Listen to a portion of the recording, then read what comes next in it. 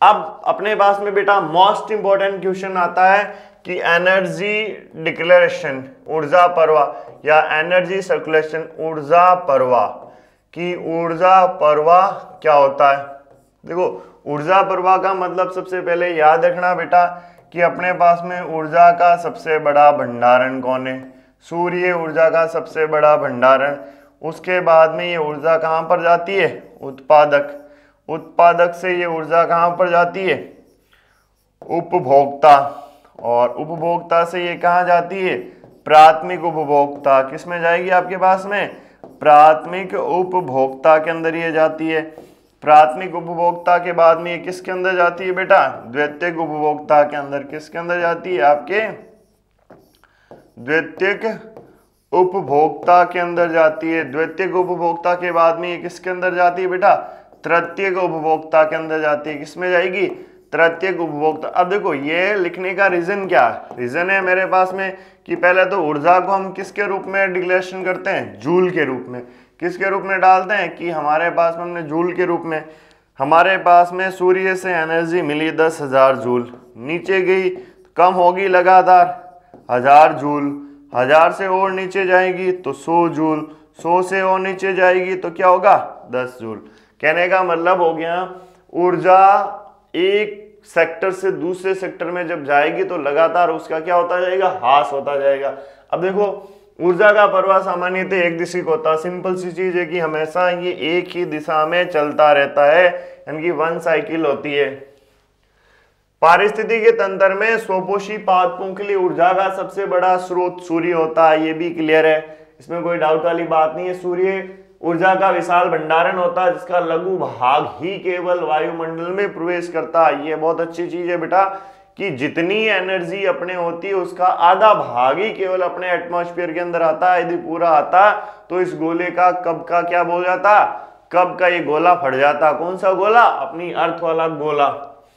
ये लघु भाग का आधा भाग वायुमंडल की। अब देखो यहां पर भी प्रॉब्लम क्या आ रही है कि भाई 100% एनर्जी बना रहा सूर्य, भेज रहा एटमॉस्फेयर के अंदर, आधा आ रहा, और आधे में से उस आधे का यूज कौन कर लेती है, पराबैंगनी किरणें। और मान लो कि पाव किस में आ रहा, अपने अंदर पृथ्वी की सतह तक वो क्या कर रहा, पहुंच रहा।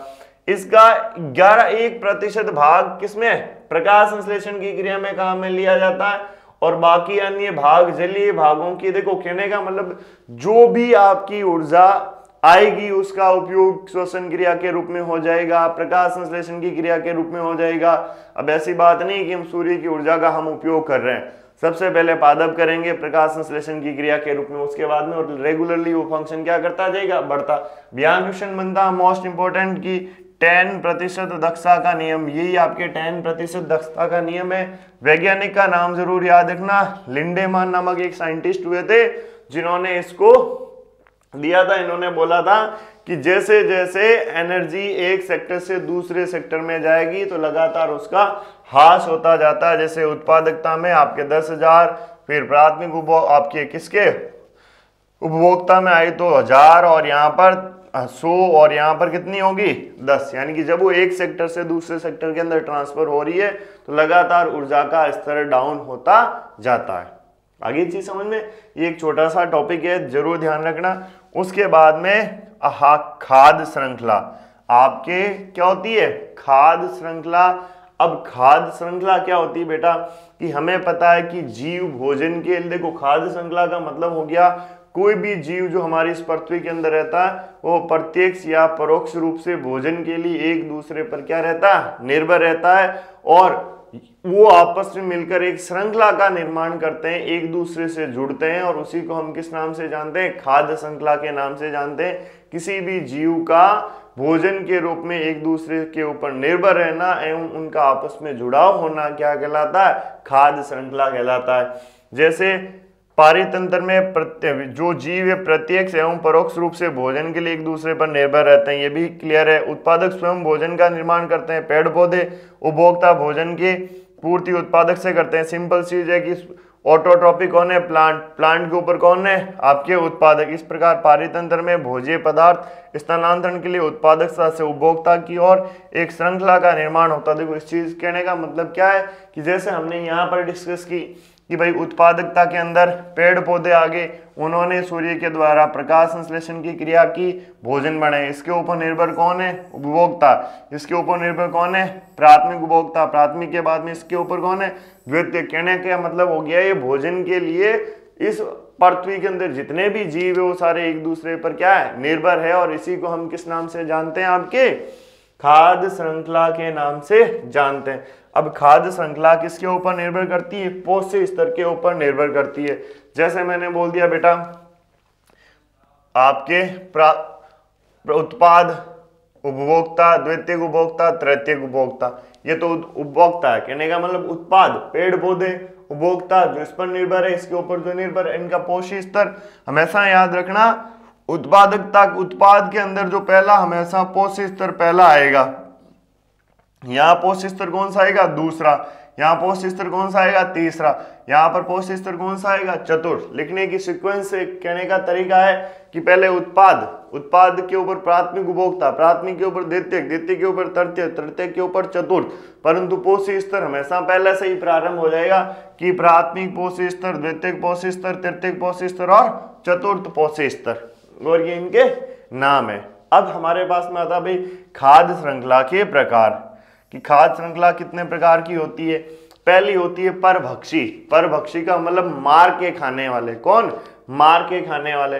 अब परभक्षी का मतलब हो गया इस प्रकार की खाद्य श्रृंखला छोटे पेड़ पौधों से शुरू होकर छोटे छोटे शाकाहारी जीवों से बड़े मांसाहारी जीवों की ओर क्या हो जाती है, समाप्त हो जाती है। कहने का मतलब हो गया कि यहाँ मैंने बोल दिया कि ये हरे पौधे से शुरू हुई, इसके ऊपर चूहा निर्भर है, इसके ऊपर सांप, सांप के ऊपर बांझ। देखो प्रत्येक स्तर में जीवों का आकार तो बढ़ता, परंतु इसमें संख्या क्या होती जाती है, कम होती जाती है। इसको समझते हैं। परभक्षी का मतलब मार के खाने वाला। और यहाँ पर भक्षी के अंदर क्या बोला जा रहा है कि बेटा कि इसमें जीवों का आकार तो बढ़ता है। किसका आकार बढ़ता है, जीवों का आकार तो आपके पास में क्या करता है, जीवों का आकार तो यहाँ पर बढ़ता है, यानी कि जीवों का जो शेप बढ़ेगी, परंतु उनकी संख्या में कमी होती है। उनकी संख्या में क्या होगी, कमी होगी। संख्या के अंदर क्या होने वाली भाई, कमी होने वाली है। और परभक्षी खा, देखो जैसे फॉर एग्जांपल मैंने बात की, एक आपके पास में हरे पौधे, ये हरे पौधे, हरे पौधे के अंदर मैंने बोल दिया इसके ऊपर निर्भर कौन है, चूहा। चूहा के ऊपर निर्भर कौन है बेटा, सांप। सांप के ऊपर निर्भर कौन है, बाज।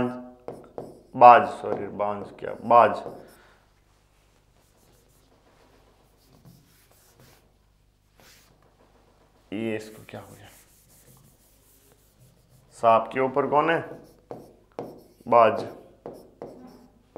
ये देखो यहाँ हरे पादप। अब आप बोलोगे सर इसकी आकार में कैसे बढ़त होगी।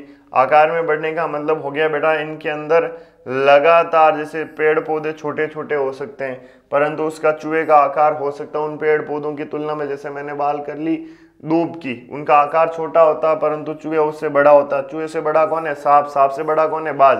यदि आप चूहा इसको खाएगा तो पेड़ पौधों की संख्या कम होगी, सांप चूहा को खाएगा तो चूहे की संख्या कम होगी, बाज सांप को खाएगा तो इसकी संख्या क्या होगी, कम होगी। कहने का मतलब उनका आकार तो बढ़ता जाता है जीवों का, परंतु उनकी संख्या में क्या होगी, कमी। हम इसको परभक्षी क्यों बोल रहे हैं, क्योंकि देखो ये इसको खा रहा, ये इसको खा रहा, इसीलिए हम इसको किस नाम से जानते हैं, परभक्षी खाद्य श्रृंखला के नाम से जानते हैं। और बाकी तो आपको पता ही है कि इसको खाद्य श्रृंखला क्यों बोलते हैं, क्योंकि सभी जितने भी जीव है वो भोजन के लिए एक दूसरे के ऊपर क्या हो चुके हैं, निर्भर हो चुके हैं, इसीलिए इसको हम परभक्षी खाद्य श्रृंखला बोलते हैं। फिर आपके पास में आता है मर्तोपजीवी।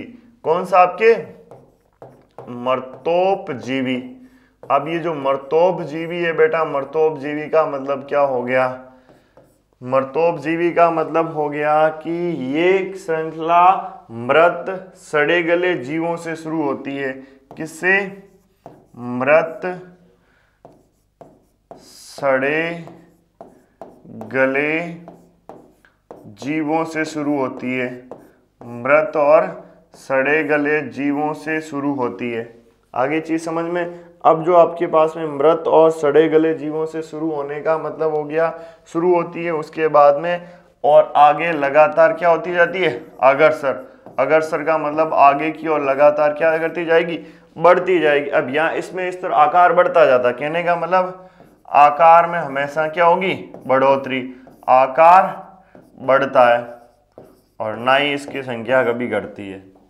जैसे इसका आकार बढ़ेगा परंतु इसकी संख्या कभी नहीं घटने वाली है। ये क्या हो गया, 1 मिनट वेट कीजिए।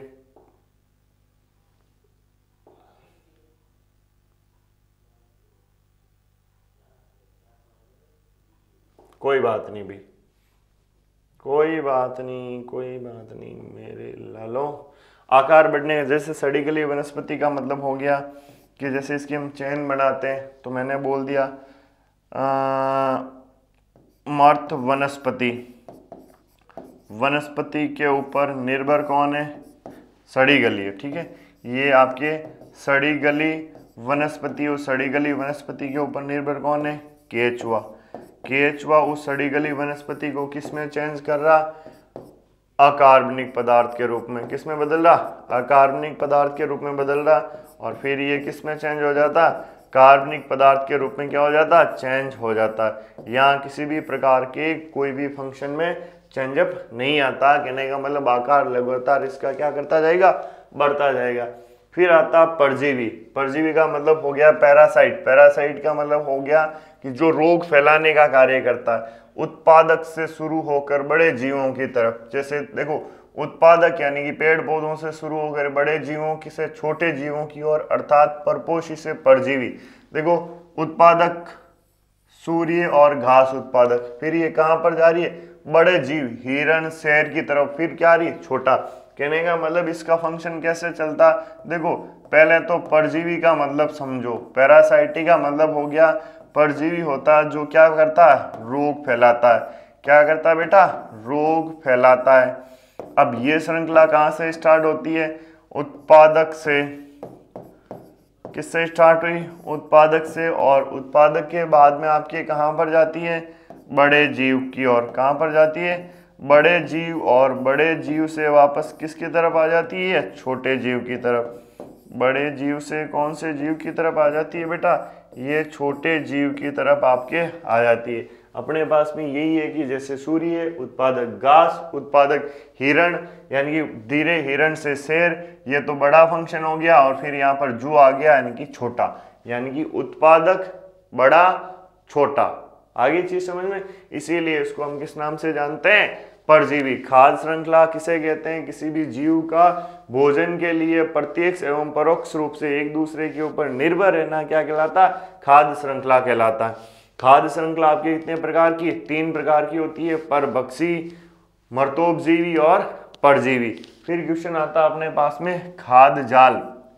खाद्य जाल का मतलब क्या हो गया बेटा, खाद्य जाल का मतलब होता है कि अपने पास में जितनी भी खाद्य श्रृंखलाएं बनी हैं, वो खाद्य श्रृंखलाएं आपस में, या फिर 2 या 2 से अधिक खाद्य श्रृंखलाएं आपस में मिलकर जिस प्रकार की संरचना बनाती है, जिस प्रकार की जटिल संरचना बनाती है, हम उसी को खाद्य जाल कहते हैं। और इस एटमॉस्फेयर के अंदर या इस इकोसिस्टम के अंदर जितनी खाद्य श्रृंखलाएं बनेगी, जितना खाद्य जाल बनेगा, उतना ही अपना पारितंत्र क्या होने वाला, स्थायी।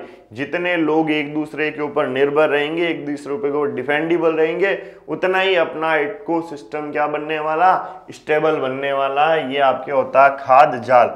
अब ये बाकी टॉपिक आपके नहीं है। अब अगला अपने पास में आता है पिरामिड। क्या आता है बेटा, पिरामिड। अब पिरामिड का मतलब क्या होता है, देखो पिरामिड अगला टॉपिक है आपके पास में, कौन सा, पिरामिड। पिरामिड का मतलब हो गया टिल्ला, हिंदी में इसको बोलते हैं टिल्ला। टिल्ला का मतलब स्थूल नुमा संरचना, स्थूल नुमा संरचना।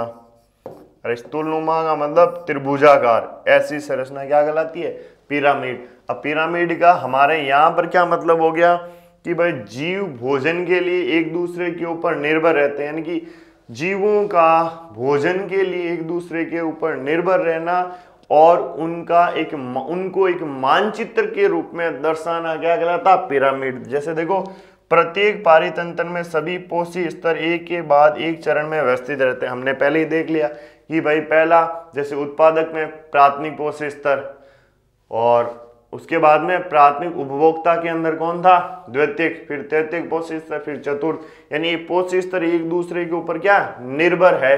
किसके अंदर? पारितंत्र के अंदर। यदि प्रथम पोषी स्तर को आधार मानकर शेष पोषी स्तर के भागों को व्यवस्थित करें मानचित्र, कहने का मतलब हो गया कि मेरे पास में ये फंक्शन है, मैंने इसको एक इस हिसाब से डायग्रामिंग की है, तो मैंने इसको मान लिया प्राथमिक पोषी स्तर। ये कौन सा हो गया मेरा? प्राथमिक पोषी स्तर। और फिर मैंने इसको मान लिया द्वितीयक पोषी स्तर। फिर मैंने इसको कौन सा स्तर मान लिया बेटा? तृतीयक पोषी स्तर। तृतीयक पोषी स्तर फिर हो गया चतुर्थ। यदि हम प्राथमिक को आधार मान लें और फिर एक प्रकार का मानचित्रण तैयार करें तो उसको हम किस नाम से जानते हैं? पिरामिड के नाम से जानते हैं। पिरामिड में निचले पोषक स्तरों में जीवों की संख्या अधिक उच्चतम होगी, परंतु और ये तो बिल्कुल सिंपल चीज है, इसमें कोई अपने है नहीं कि इसमें कोई लॉजिक है, कि हमें पता है कि जो जितना बड़ा होगा वहां पर जीवों की संख्या उतनी, अब यहाँ ज्यादा होगी, इससे थोड़ी कम, इससे थोड़ी कम, इससे थोड़ी कम और इससे थोड़ी कम। पिरामिड ऐसे बनता, निचले सतह के अंदर हमेशा संख्या ज्यादा, ऊपरी सतह के अंदर हमेशा संख्या क्या होगी बेटा जी? कम होगी। पिरामिड के प्रकार, पहला पिरामिड का प्रकार है आपके पास में जीव संख्या का। पहला पिरामिड कौन सा? जीव संख्या। अब बेटा इसको याद करने का एक मजेदार तरीका बताऊं, जीव संख्या का पिरामिड। पहली चीज, ये पिरामिड उल्टा बनेगा, उल्टा भी बनेगा, और ये पिरामिड कैसा बनेगा? सीधा भी बनेगा। समझ में आ गया? सीधा आपको पता है ये ऐसे बनता है, और उल्टा आपको पता है कैसे बनता है? इस टाइप से बनता है। बनता है नहीं बनता? ये फंक्शन, ये पिरामिड, ये आपके हो गया, ये तो हो गया उल्टा राम, ये हो गया आपके कौन सा? सीधा। ये सीधा है और ये क्या? उल्टा। सेकंड चीज, संख्या है तो अपने को इसमें किसको? संख्या को दर्शाना है। दर्शाना किसको? संख्या को। किसकी संख्या को? जीवों की संख्या को। किसकी संख्या को? जीवों की संख्या। इतना याद है तो सब कुछ हो जाएगा। यहाँ प्रत्येक पारितंत्र में खाद्य श्रृंखला के पोषण स्तरों को संख्या के अनुपात में प्रदर्शित किया जाता है। जैसे मैंने मान लिया निचला स्तर है, मैंने इसको प्राथमिक पोषी स्तर मान लिया। कितना मान लिया? प्राथमिक पोषी स्तर।